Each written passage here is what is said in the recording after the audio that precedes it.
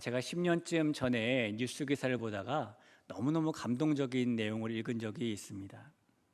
2014년도의 일인데 미국 켄터키주에 사는 26살 된 애슐리 맥킨타이어라는 젊은 청년, 여자 청년이 있었어요. 이 젊은 아가씨가 어느 날 라디오를 듣게 되었는데요. 라디오에서 청취자가 보낸 사연들이 하나하나 소개가 되었습니다. 근데 그 사연들 중에 하나가 어떤 것이냐면 어떤 어머니가 자기에게 25살 된 댄이라는 아들이 한 명 있는데 이 아들이 신장이 너무 좋지 않아서 일주일에 사흘씩 투석을 받는 힘든 시간을 보내고 있다는 내용이었습니다. 그래서 그런 아들에게 신장을 기증해 줄 사람을 간절히 찾고 있다는 내용이었어요. 이 라디오 사연을 들은 애슐리라는 여자가 이 다음 날이 자신의 생일이었는데요. 이 라디오에서 그 사연을 듣자마자 마음에 감동이 되었습니다. 다음 날 바로 이 자신의 신장이 그 라디오 신청을 보낸 어머니 아들 이 데니에게 적합한지 검사를 받고 싶다고 병원에 연락을 했어요. 놀랍게도 이 신장을 이식해 줄 수 있을 정도로 딱 적합하다는 검사 결과를 받게 됩니다. 그래서 애슐리가요, 조금의 망설임도 없이 라디오 사연만 들었을 뿐이고 한 번도 만나본 적이 없던 생면부지의 데니라는 사람에게 자신의 신장을 하나 기증하기로 하고 수술대 위에 오르게 됩니다. 그 수술이 무사히 잘 맞춰졌어요. 그리고 그로부터 2달이 지난 후에 자신의 신장을 떼어준 애슐리와 그 신장으로 건강을 되찾은 데니가 운명적인 커플이 됩니다. 그래서 둘이 아름답게 사랑을 나누고 교제를 하다가 이 데니가 애슐리에게 어느 날 프로포즈를 하게 된 거예요. 그때 이 데니라는 남자가 이 애슐리한 여자에게 뭐라고 고백을 했냐면 이렇게 고백했어요. 애슐리, 너는 나에게 신장을 주었지만 나는 너에게 내 심장을 주고 싶어. 이렇게 고백한 겁니다. 여러분, 데니라는 이 남자가 자신의 심장을 주겠다고 한 말은 자기 생명은 이제 자기 것이 아니다라는 그런 말이겠죠. 이제 내 남은 인생은 애슐리 너를 위해 살겠어라는 그런 고백일 겁니다. 이 자리에 우리 어른들도 계시지만 특별히 우리 청년 자매들이 이렇게 있잖아요. 청년 자매들, 너에게 내 심장을 주고 싶어. 너를 위해 살고 싶어. 이런 짝꿍들을 꼭 만나시길 축복합니다. 또 우리 청년 남자 청년들도 있어요. 이런 청년들은 꼭 나도 너에게 심장을 주고 싶어. 이런 짝들을 꼭 만나시길 바래요. 여기 계신 어른들은 그런 짝을 만나실 필요가 없어요. 이미 만나셨어요. 그러시더니 심장을 주면 되고 심장을 받으면 됩니다. 자, 성도 여러분, 여러분께서는 누구에게 가지고 있는 심장을 주고 싶으십니까? 하나님께서 이 광야 생활하고 있던 이스라엘 백성들에게 하나님께서 거하실 성막을 만들라라고 말씀하시고 레위인들을 따로 구별해서 그 성막에서 봉사하는 일을 맡기시게 됩니다. 14절이 그 내용인데요. 너는 이같이 이스라엘 자손 중에서 레위인을 구별하라. 그리하면 그들이 내게 속할 것이라 라고 말씀합니다. 이 레위인이 하나님께 속했다라고 하나님께서는 말씀하시는데 이 레위 사람들이 구별되어서 하나님 앞에 사역하게 된 동기, 하나님의 것이 된 동기는 출애굽 사건에서부터 시작을 하죠. 하나님께서 출애굽 당시에 애굽에 내리신 10가지 재앙 중에 마지막 10번째 재앙은 애굽에 있는 모든 장자들, 그 장자가 사람이든 가축이든 모든 처음 것들이 죽임을 당하게 되는, 죽음을 맞게 되는 그런 재앙이었습니다. 출애굽기 11장 5절을 한번 볼까요? 애굽 땅에 있는 모든 처음 난 것은 왕위에 앉아있는 바로의 장자로부터 맷돌 뒤에 있는 몸종의 장자와 모든 가축의 처음 난 것까지 죽으리니 라고 말을 합니다. 자, 하나님께서 내리신 이 재앙은 어느 민족에게만 내리신 재앙이 아니라 애굽 땅에 있는 모든 처음 난 것이 죽음을 당하게 되는 재앙이었기 때문에 엄밀히 말하면 애굽 땅에 사는 이스라엘 백성들의 장자들도 처음 태어난 사람들이기 때문에 죽임을 당해야 하죠. 자, 그런데 하나님께서 이 문설주와 인방의 어린 양의 피를 바른 집에 있는 이스라엘 장자들은 죽이지 않으시고 죽음 대신에 생명을 부여해 주십니다. 하나님께서 그 이스라엘 장자, 특별히 이 문설주와 인방의 어린 양의 피를 바른 집안에 있었던 그 장자들의 죽음 대신에 그 피를 바르기 위해서 죽임을 당한 어린 양의 죽음을 대신 받으셨기 때문이죠. 자, 그리고 이 죽임을 당해야 될 그 장자들에게 하나님께서 새 생명을 주셨기 때문에 하나님께서 그때부터 이 새 생명을 받게 된 이스라엘 장자들은 다 내 거야 라고 말씀하십니다. 내가 죽을 너희 목숨을 살려줬으니 너희는 내 거야 라고 이스라엘 장자들에게 말씀하신다는 겁니다. 출애굽기 13장 1절 2절을 보죠. 여호와께서 모세에게 이르시되 이스라엘 자손 중에서 사람이나 짐승을 막론하고 태에서 처음 난 모든 것은 다 거룩히 구별하여 내게 돌리라. 이는 내 것이니라 하시니라라고 말하죠. 이스라엘 장자들에게 너 안 죽은 것 같지만 사실은 죽은 거야. 지금 살아있는 것은 죽은 너에게 내가 새 생명을 주었기 때문이야. 그래서 너는 내 거야. 이렇게 하나님께서 말씀하셨다는 겁니다. 여러분, 그래서 그때부터 하나님께서 새로운 생명을 부여해 주신 이스라엘의 장자들은 하나님의 소유, 하나님의 것으로 구별되었습니다. 자, 그러다 세월이 조금 지났어요. 민수기 3장에 오니까 이번에 하나님께서 무슨 일을 하시냐면은, 각 집에 있는 이스라엘 장자들은 기업도 물려받아야 되고 할 일들이 많잖아요. 하나님의 것으로 삼아서 하나님의 것으로 구별하기에는 그들이 할 일이 많다는 겁니다. 그래서 이스라엘의 장자들과 레위 사람들을 트레이드 하시는 장면이 나와요. 민수기 3장 12절을 볼까요? 보라, 내가 이스라엘 자손 중에서 레위인을 택하여 이스라엘 자손 중에 태를 열어 태어난 모든 자를 대신하게 하였은즉 레위인은 내 것이라. 이게 무슨 말이냐면은 레위인이 이스라엘의 장자들을 대신하게 했다라는 말씀이에요. 그때 이스라엘 공동체에 1개월 이상 된 이스라엘의 장자들의 숫자를 조사했더니 총 22,273명이었습니다. 그리고 이어서 1개월 이상 된 레위 사람들의 숫자를 파악해봤더니 총 22,000명이었어요. 그래서 하나님께서 하나님의 것이라고 구별하신 이스라엘의 장자들과 레위 사람들을 1대1로 맞교환을 하시는데, 자, 22,273명 대 22,000명이니까 한 명씩 다 맞춰서 맞교환을 하고 나면은 이 장자들이 273명이 남는 겁니다. 이 사람들은 트레이드할 대상이 없어요. 그래서 하나님께서 이 273명은 한 사람당 5세겔씩 속전을 내게 하셨습니다. 속전, 돈을 내고 자유를 주는 돈이죠. 그래서 이 돈으로 그들은 트레이드를 하게 됩니다. 그래서 전체 22,273명의 이스라엘 장자들이 레위 사람들하고 1대1로 트레이드가 돼요. 자, 그리고 나면 여러분, 이제 하나님의 소유, 하나님께 구별된 것은 어느 사람들이 되는 겁니까?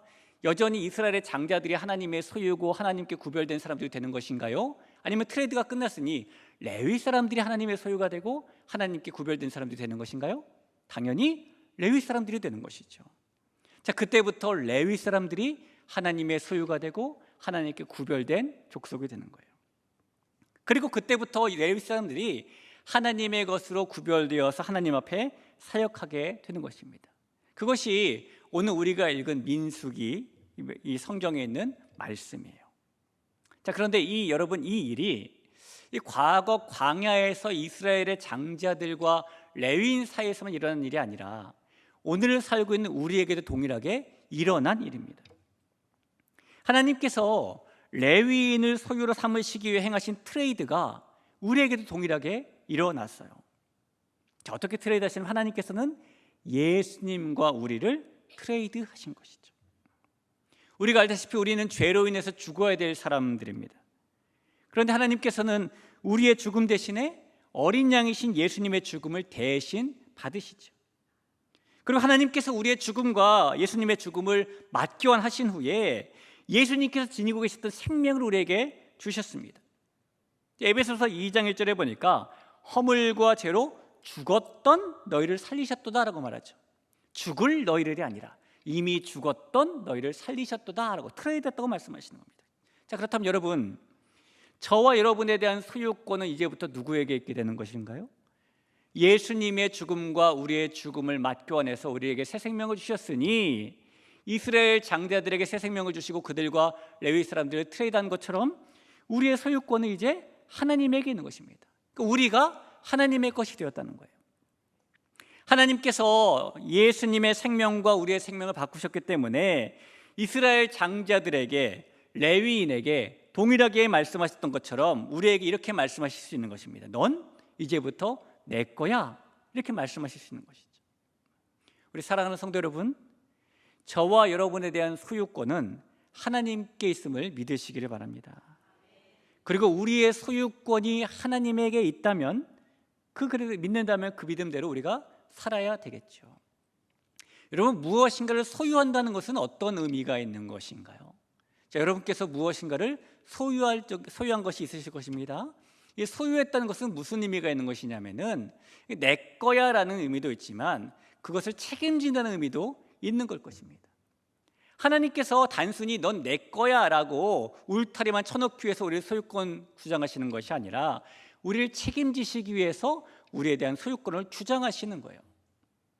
하나님이 너는 내 거야라고 말씀하시는 것은 단지 우리에게 족쇄를 채우시게 하시는 말씀이 아니라 하나님께서 이제부터 내가 너를 돌보고, 이제부터 내가 너를 책임지고, 이제부터 내가 너를 돕고 이렇게 할 거야 라는 말씀이라는 것입니다.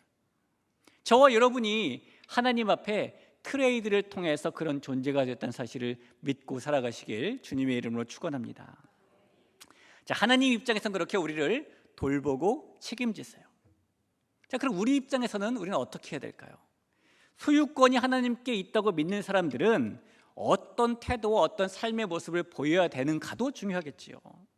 오늘 두 가지만 좀 살펴볼 텐데, 첫째, 우리가 우리 자신의 소유권이 하나님께 있다고 믿는다면 우리는 그 하나님께 순종하며 살아야 합니다. 우리 19절을 한번 보시죠. 내가 이스라엘 자손 중에서 레위인을 취하여 그들을 아론과 그의 아들들에게 주어 그들로 회막에서 이스라엘 자손을 대신하여 봉사하게 하며 또 이스라엘 자손을 위하여 속죄하게 하였나니 이는 이스라엘 자손이 성소에 가까이 할 때에 그들 중에 재앙이 없게 하려 하였음이니라. 지금 하나님의 소유가 된 레위 사람들이 하는 일이 뭐냐면 회막에서 일을 하면서 이스라엘 자손을 위해 속죄하라고 그 이스라엘 자손들에게 재앙이 가지 않도록 중간에서 스폰지 역할을 하는 것, 이게 레위 사람들의 역할이었다는 거예요. 그들은 하나님의 것이 되었기 때문에 회막에서 봉사하고 이스라엘 자손들을 위해 속죄하는 일을 하게 돼요. 성경에 보면은 이 레위 사람들이 이 성막에서 봉사하는 연령대가 기록이 되어 있어요. 아무 나이 때나 못하고 몇 살부터 몇 살 사이만 할 수 있습니다. 그 나이가 언제냐면 30살부터 50살까지예요. 30세부터 50대 사이, 50세 될 때까지 20년 동안 열심히 일하는 거죠. 여러분, 지금도 생각해 보면 30세부터 50세까지 20년은 인생 중에 가장 젊은 나이 중에 하나가 아닙니까? 여러분, 그 레위인들이 그 인생의 한창기 때에 이 남들처럼 다른 일을 하며 살고 싶은 마음이 왜 없었을까요? 그러나 그들은 그 한창의 나이에 남들이 하지 않는 성막에서 봉사하는 일을 하고 살아야 됐다는 겁니다. 왜 그래야만 됐죠? 자신들의 인생의 주인이 자기가 아니라 하나님이기 때문입니다. 그들에 대한 소유권을 하나님께서 주장하시기 때문이에요. 소유권을 가지고 계신 분을 사랑하고 그 뜻을 따라 하는 것이 옳은 일이기 때문입니다. 그래서 그 레위인들이 그 황금기와 같은 그 나이 때에 자신의 소유권을 가지고 계신 하나님께서 성막에서 섬기라 라고 말씀하시니 하나님을 사랑하는 마음에 그 뜻에 순종하는 것입니다. 여러분, 우리가 우리의 소유권이 하나님께 있다고 믿는다면 우리도 역시 우리를 소유하신 하나님께 최선을 다해 그 하나님을 사랑하고 하나님께 최선을 다해 순종하며 살아야 되겠죠. 이 하나님께 제물을 드릴 때 보면 흠없는 것을 고르고 골라서 드리잖아요. 마찬가지로 우리도 하나님께 가장 좋은 때를 드리며 순종해야 되는 것입니다. 하나님께 좋은 것도 드리죠. 그러나 우리의 인생에 좋은 때도 드려야 된다는 것입니다. 여러분, 우리 인생의 가장 좋은 때가 언제일까요? 이 레위인처럼 30세에서 50세 사이 좋은 때죠. 30대, 40대, 50대 언제가 가장 좋은 때일까요? 그때가 언제냐면 여러분 따라해 보세요. 오늘이에요.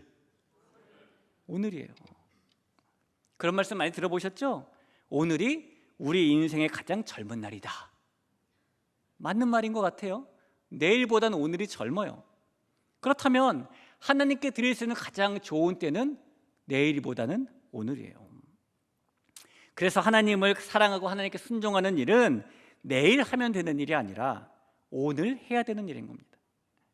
우리의 나이에 상관없이 오늘을 하나님께 사랑과 순종이라는 헌신으로 내어드리며 살아야 되는 사람들이 하나님께 소유권이 있다라고 믿는 사람들이라는 사실을 기억하시길 주님의 이름으로 부탁드립니다.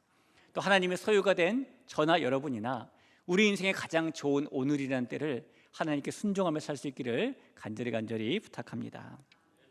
자, 우리의 두 번째로 하나만 더 살펴보면, 소유권이 하나님께 있다고 믿는 사람은 어떻게 살아야 되냐면 그 하나님의 빛을 세상에 드러내고 살아야 돼요.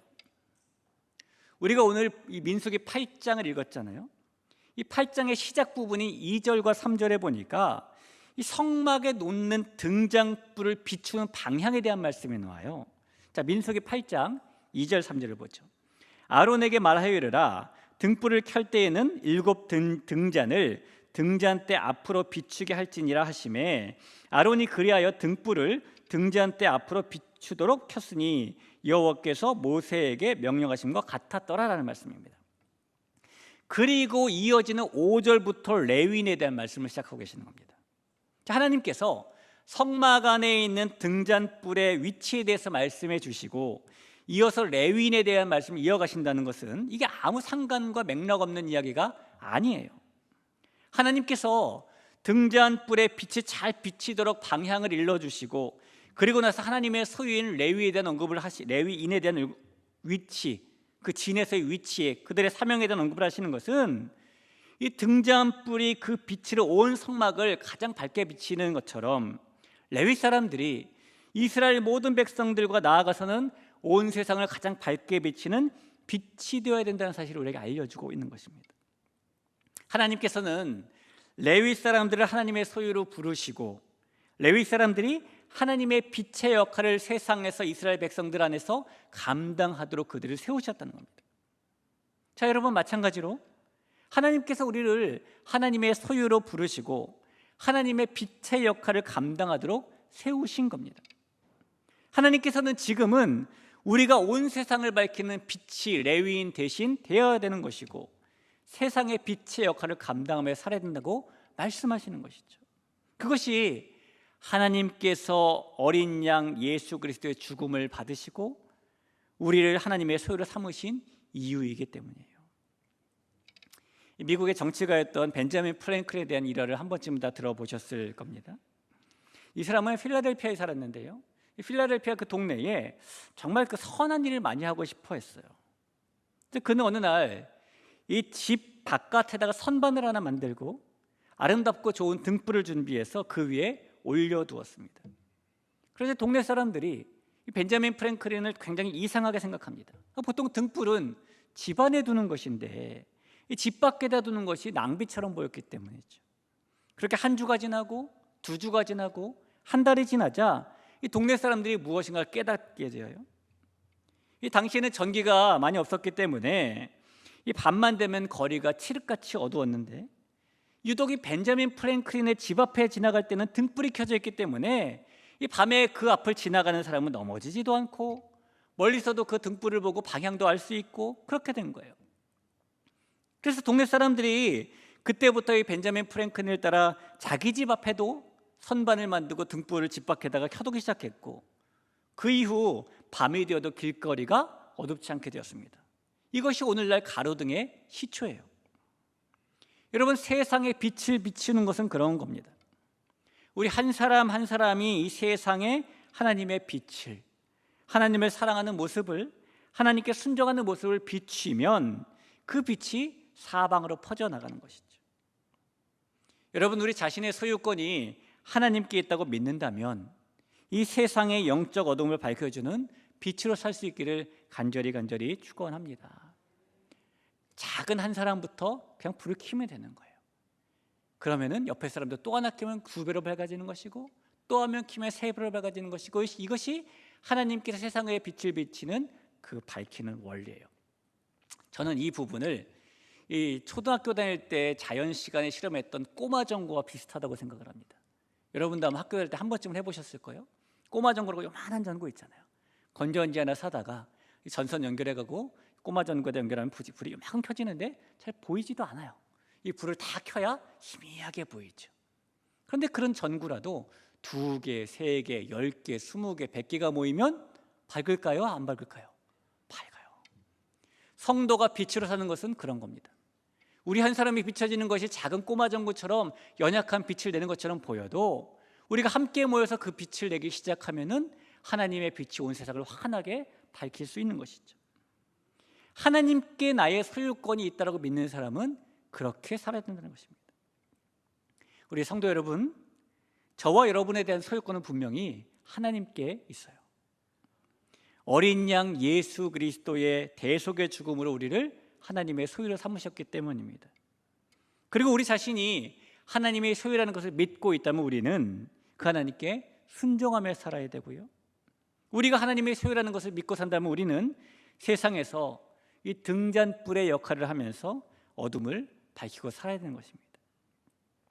여러분, 오늘 말씀을 시작하면서 언급한 애슐리와 데니 이야기 아직까지 기억나시죠?